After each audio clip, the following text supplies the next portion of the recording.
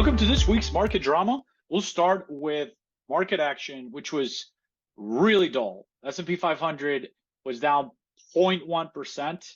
The two-year treasury yield was essentially flat for the week.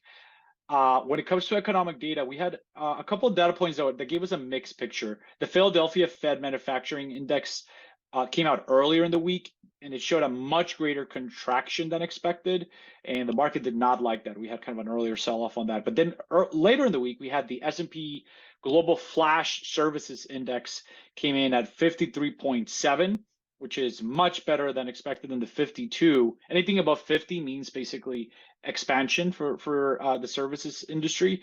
The manufacturing index registered a 50.4, which is better than the 49 that was expected. Again, above 50 means expansion. So mixed picture there from two different indices. And I think that is where we are when it comes to the economy, where you haven't seen enough signs of a recession, but in some indices we're seeing weakness, and there is expectation of credit to slow down as interest rates had gone up, and especially after the banking situation we had earlier this year. Banks might be a little bit more conservative when it comes to lending.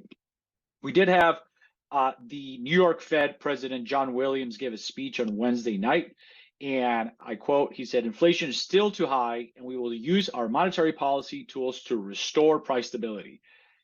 Other way of saying it, we're not done. We're still focused on inflation, and therefore don't expect interest rates to come down, right? I'm reading between the lines here. So that also was something to note. When it comes to next week, the key data point is core PCE index data for March. That's an inflation data point that the Fed watches very carefully. It tends to be give you a broader sense of inflation than the CPI data point. February year-over-year growth for that core PCE number was 4.6.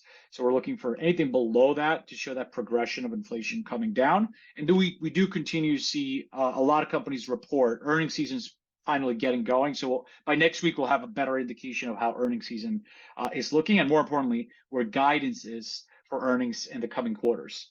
So that's it for this week. Stay tuned for next one.